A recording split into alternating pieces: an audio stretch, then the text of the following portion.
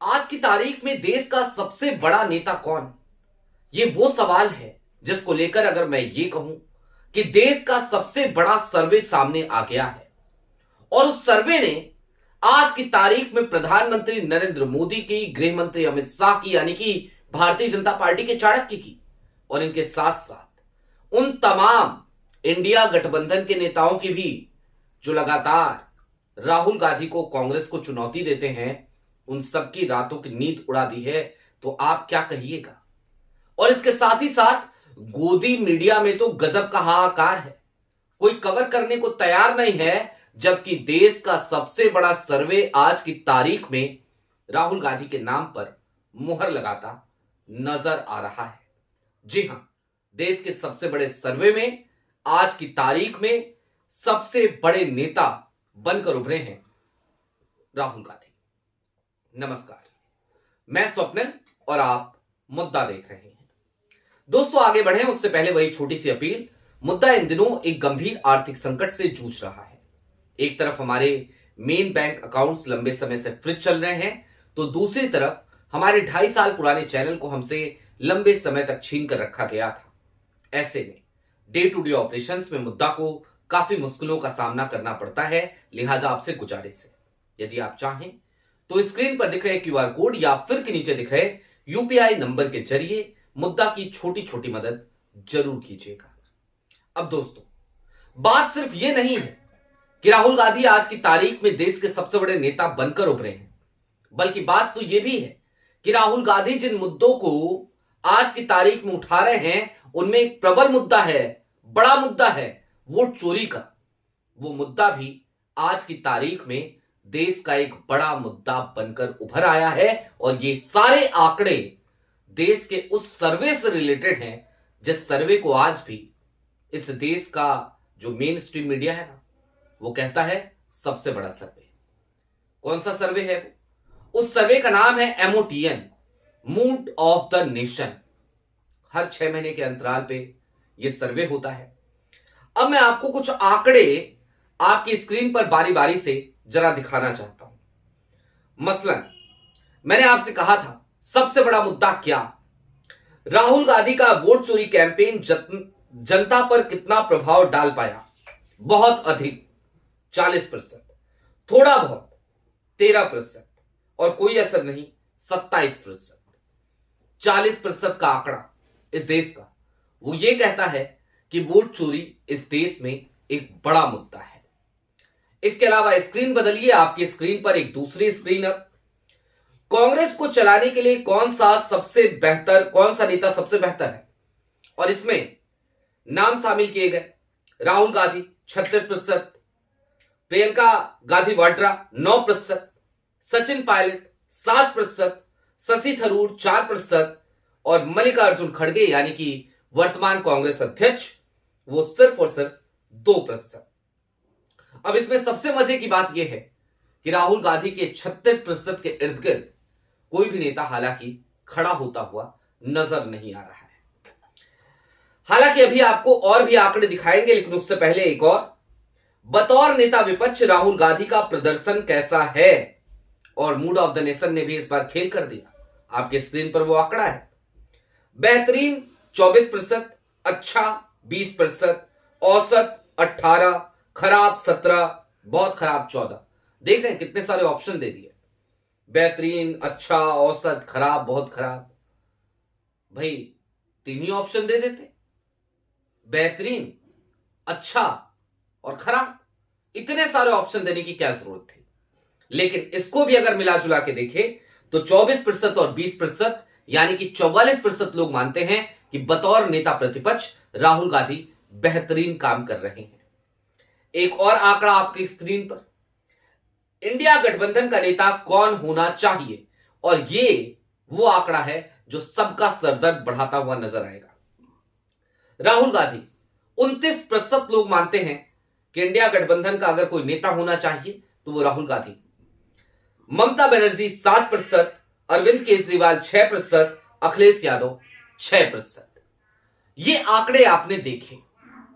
अब इंडिया गठबंधन के नेतृत्व की बात हो, कांग्रेस के नेतृत्व की बात हो, बतौर नेता प्रतिपक्ष राहुल गांधी के रिपोर्ट कार्ड की बात हो या फिर कि उनके मुद्दे यानी कि वोट चोरी के मुद्दे की बात हो, हर जगह पर राहुल गांधी आज की तारीख में बाजी मारते हुए देश के सबसे बड़े सर्वे में निकलकर सामने आए हैं। उसके बावजूद हालात क्या हैं, जरा उनका भी विश्लेषण कर लेते हैं। आज की तारीख में राहुल गांधी एक तरफ तो मोदी सरकार से लड़ रहे हैं, भारतीय जनता पार्टी के इकोसिस्टम से लड़ रहे हैं, दूसरी तरफ अपनी पार्टी में बैठे स्लीपर सेल से लड़ रहे हैं और तीसरी तरफ तमाम रीजनल पार्टी की महत्वाकांक्षाओं से भी लड़ रहे हैं। वो तमाम पार्टियां जो आज की तारीख में चाहती ही नहीं कि कांग्रेस अपने पैरों पर खड़ी हो सके, जो कांग्रेस को स्पेस नहीं देना चाहती, जगह नहीं देना चाहती। हालांकि किसी जमाने में वो कांग्रेस के ही वोट बैंक पर कब्जा कर करके आगे आई थी, सामने आई थी। अब दोस्तों, अखिलेश यादव 6% पे हैं, अरविंद केजरीवाल 6% पे हैं, 7% पे ममता बनर्जी हैं। लेकिन जरा सोचिए, यही दिल्ली, क्या अरविंद केजरीवाल स्पेस देना चाहेंगे कांग्रेस को? जवाब है नहीं। पंजाब में कांग्रेस और आम आदमी पार्टी आमने सामने है। ममता बनर्जी का क्या रवैया कांग्रेस के साथ रहता है, राहुल गांधी के साथ रहता है, यह बात भी किसी से ढकी छिपी नहीं है। और रही बात अखिलेश यादव की, हालांकि बाकी जिन दो नेताओं का मैंने नाम लिया, या तो ममता बनर्जी हो या फिर अरविंद केजरीवाल, उनसे तो कहीं ज्यादा बेहतर है अखिलेश यादव। लेकिन अखिलेश यादव भी और उनकी पार्टी के तमाम लोग भी, उनके तमाम सिपह सलार भी, उनके तमाम प्रवक्ता भी, उनके तमाम बड़े बड़े लीडरान, बड़े बड़े नेता भी, वो भी राहुल गांधी को समुचित स्पेस नहीं देना चाहते। लेकिन इन सबको धता बताते हुए राहुल गांधी लगातार लोकप्रियता की सीढ़ियों पर तेजी से चढ़ते हुए नजर आ रहे हैं। अब एमओटीएन के इस सर्वे का और क्या विश्लेषण हो सकता है, जरा उस तरफ चलते हैं। मूड ऑफ द नेशन सर्वे, लोकसभा के मद्देनजर यह मूड ऑफ द नेशन सर्वे किया जाता है। हर लोकसभा सीट से एक बड़ा सैंपल साइज लिया जाता है और उस सैंपल साइज के आधार पर पूरे देश में यह सर्वे इंडिया टुडे ग्रुप की तरफ से कराया जाता है। इंडिया टुडे, टीवी टुडे, आज तक जिसका चैनल है, ललन टॉप जिसका डिजिटल प्लेटफॉर्म है, इंडिया टुडे जिसका अंग्रेजी चैनल है, मैं उसी चैनल की बात कर रहा हूं। इतना बड़ा आंकड़ा आ गया एमओटीएन का, बावजूद उसके क्या आपने किसी भी न्यूज चैनल पे और किसी भी क्या आज तक पे आपने देखा, आज तक चैनल पे क्या आपने देखा कि एमओटीएन को लेकर कोई बात की गई हो? क्या आपने यह देखा कि आज तक छोड़िए इंडिया टुडे पे बात कर ली गई हो? जवाब है नहीं। और क्यों नहीं की जा रही है? क्योंकि लगातार हाहाकार है कि ये कैसे हो गया भाई। राहुल गांधी को तो हम लगातार डिमोलिश करने की कोशिश करते हैं, उनकी छवि को, उनकी इमेज को। राहुल गांधी को तो लगातार दबाने की कोशिश करते हैं। उसके बाद भी ये शख्स बड़ा अजीब सा शख्स है, लोगों के बीच में चला जाता है, लोगों को गले लगा लेता है, लोग इसे प्यार करने लगते हैं, ये लोगों के बीच में मोहब्बत की दुकान खोलता है, लोग इसकी मोहब्बत की दुकान से खरीदारी कर लेते हैं और तमाम नफरतियों के हक में कुछ नहीं आता। यही सबसे बड़ा सरदर्द है, इसीलिए गोदी मीडिया में हाहाकार है। अब दोस्तों, इस एमओटीएन का सर्वे जो है वो कांग्रेस के लिए भी कुछ संकेत लेकर के आता है, कुछ समझाने की कोशिश करता है कांग्रेस को, जरा वो भी समझिए। इसी साल में कई जगहों पे चुनाव है, मसलन केरल में, तमिलनाडु में, असम में और पश्चिम बंगाल में। इन चुनावों में कांग्रेस को अपने पैरों पर खड़ा होने की कोशिश करनी चाहिए, पुरजोर कोशिश करनी चाहिए। मसलन 2 राज्य तो ऐसे जरूर हैं जहां पर केरल को अपने दम पर ही सरकार बनाने की कोशिश करनी पड़ेगी, क्योंकि बाकी वहां पर जो भी गठबंधन के कांग्रेस के साथी हैं वो इतने बड़े दल नहीं है। और वो 2 राज्य कौन से हैं? एक है असम और दूसरा है केरल। इन दोनों राज्यों में निश्चित तौर पर कांग्रेस आज की तारीख में मजबूत दिखाई दे रही है। केरल में तो सरकार बनने की पूरी संभावनाएं इस वक्त पे नजर आ रही हैं। इसी एमओटीएन का सर्वे जिसका जिक्र हम किसी और वीडियो में करेंगे, वो केरल में कांग्रेस की प्रचंड बहुमत की सरकार आने का दावा भी करता हुआ नजर आ रहा है। लेकिन दूसरी तरफ असम में लगातार जब से गौरव गोगोई को भेजा है राहुल गांधी ने, और ऐसा लगता है राहुल गांधी ने पर्सनली ले लिया है असम और हिमंता बिस्वा शर्मा की सरकार को, और ये तय कर रखा है कि इस सरकार को तो एनी हाउ गिराना ही है। तब से लेकर अब तक ऐसा लग रहा है जैसे असम में भी कांग्रेस की सरकार आने की पूरी संभावना है। लेकिन दूसरी तरफ दो और राज्य, पश्चिम बंगाल और तमिलनाडु। पश्चिम बंगाल में ममता बनर्जी वो लगातार दरकिनार करती हुई नजर आ रही हैं कांग्रेस को। ऐसे में कांग्रेस को क्या करना चाहिए? निश्चित तौर पर अपने पैरों पर खड़ा होने की कोशिश।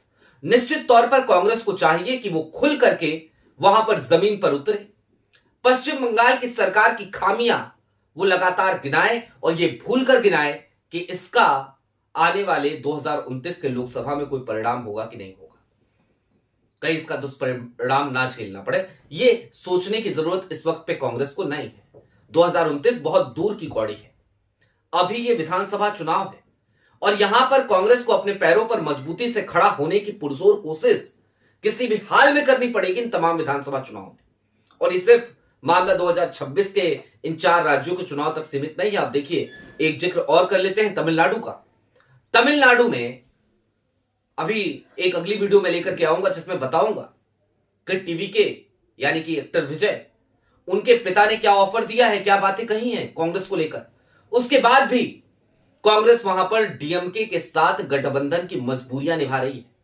कांग्रेस की बड़ी गलती है, बड़ी खामी है, जबकि उसे चाहिए तो यह था कि वो आज की तारीख में अपनी खोई हुई गरिमा को पाने के लिए अपने पैरों पर खड़ा होने की कोशिश करती। क्योंकि डीएमके जब केंद्र में कांग्रेस की सरकार बनती है, यूपीए की सरकार बनती है, तो यहां पर वो साझेदार होती है। लेकिन तमिलनाडु में सरकार बनती है, समर्थन कांग्रेस से लेकर के बनती है, उसके बावजूद डीएमके कांग्रेस को गठबंधन की सरकार में शामिल नहीं करती, गठबंधन नहीं करती, कोई मंत्री नहीं होता कांग्रेस का। ये हालात पैदा कर रखे हैं। 2027 में इसी तरीके से उत्तर प्रदेश का चुनाव होगा। 6% के आंकड़े पर सिमटे हुए हैं अखिलेश यादव। राहुल गांधी के पास एक बड़ा आंकड़ा है 29% का। लिहाजा राहुल गांधी आज की तारीख में देश के सबसे बड़े नेता उभर कर सामने आ रहे हैं।